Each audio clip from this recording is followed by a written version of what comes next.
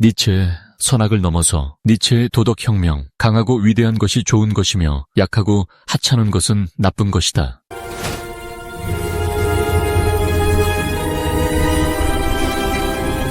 니체는 대다수 무신론자들과 달리 실제로 무신론이 어떤 의미인지 매우 적나라하게 보여주었으며 그 완벽에 가까운 무신론으로 널리 무신론자로서 명성을 떨쳤다. 니체의 무신론에는 그 어떤 왜곡도 선악도 없다. 그의 무신론은 이 세상에 존재하는 무신론 가운데 가장 난해한 것이므로 그의 무신론을 완벽하게 반박한다는 것은 결코 쉬운 일이 아니라는 점이다. 니체를 호랑이에 비유하자면 근래의 베스트셀러를 펴내 명성을 얻고 있는 리처드 더킨스나 크리스토퍼 히셴스, 샘 해리스 등은 호랑이 니체에게 한 입거리도 안 되는 귀여운 아기 고양이 정도라고 해도 과언이 아닐 것이다. 니체의 선악의 피한, 제목만 들어도 뭔가 도발적이지 않나요? 우리가 너무나 당연하게 생각해왔던 선과 악이라는 개념 자체를 완전히 뒤지고 보는 시간, 지금부터 함께 떠나보시죠.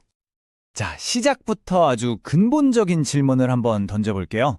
만약 우리가 이건 착한 일, 저건 나쁜 일이라고 믿는 그 모든 것들이 사실은 절대적인 진리가 아니라 그냥 누군가가 만들어낸 환상에 불과하다면 어떨까요?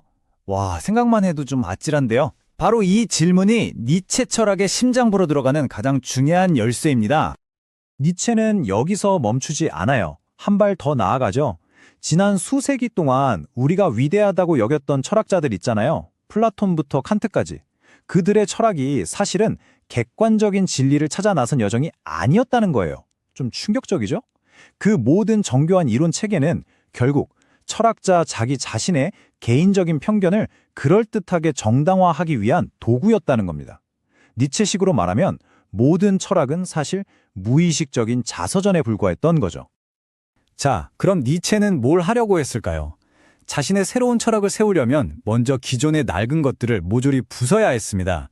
그가 망치를 들고 겨냥한 건 바로 서구 문명을 떠받치던 세계의 거대한 기둥, 바로 철학, 종교, 그리고 진리 그 자체였습니다. 이 말 정말 파격적이지 않나요? 니체가 볼 때 기독교의 도덕은 무슨 신의 계시 같은 게 아니었어요. 이건 뭐랄까? 약한 사람들이 강한 사람들을 컨트롤하기 위해서 만들어낸 아주 교묘한 전략이었다는 거죠. 원래 강한 사람들의 가치, 그러니까 힘이나 자부심 같은 건 악이라고 딱지를 붙여버리고 반대로 자기들이 가진 약함, 겸손이나 동정 같은 건 선이라고 포장했다는 겁니다. 말 그대로 가치의 대역전극인 셈이죠. 그래서 니체의 이 거대한 파괴 작업은 크게 세 단계로 볼 수 있어요.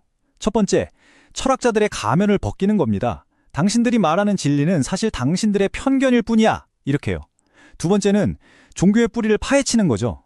그 중심엔 사랑이 있는 게 아니라 강자에 대한 약자들의 깊은 원한. 니체는 이걸 늘상태망이라고 불렀는데 바로 이게 숨어 있다는 걸 드러내는 거예요.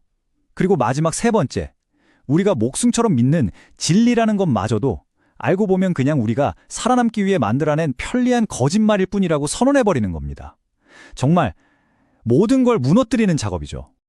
자, 이렇게 기존의 것들을 다 부수고 잿더미로 만들었어요. 그럼 이제 그 폐허 위에 뭐가 남을까요?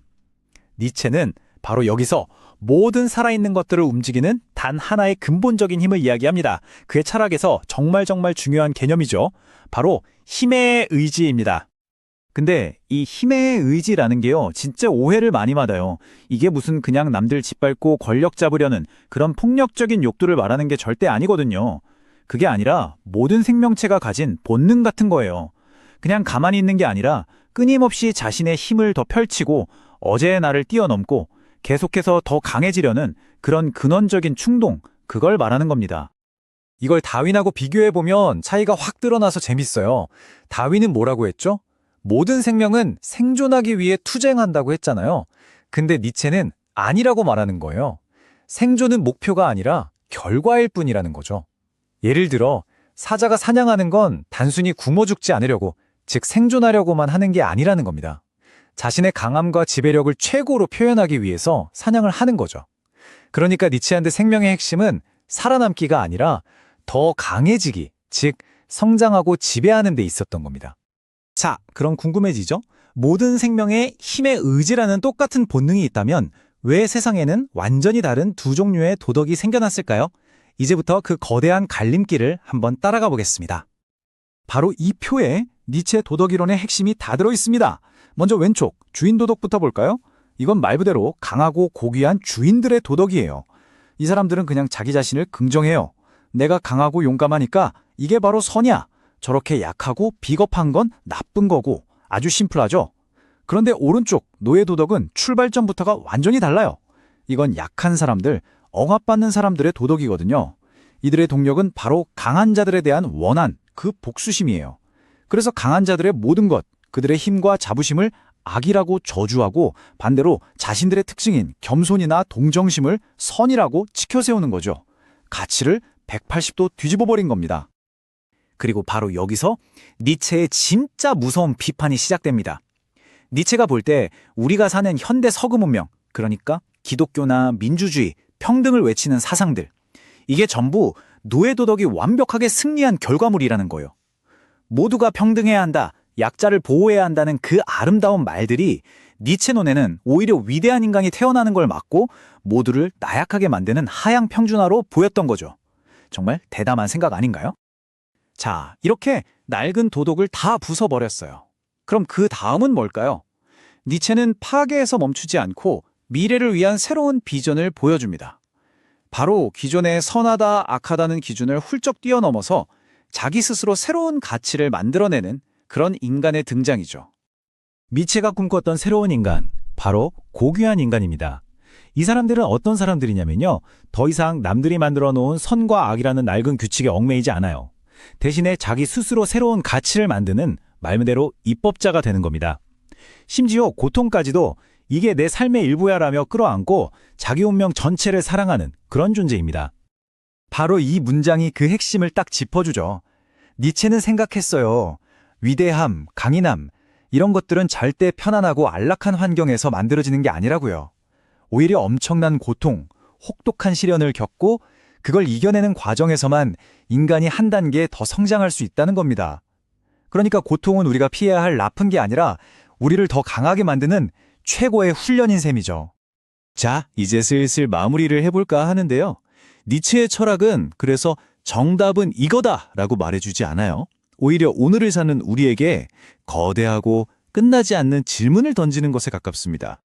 니체는 1900년에 세상을 떠났지만 그의 생각은 그가 죽고 나서 20세기 내내 엄청난 영향을 미쳤습니다.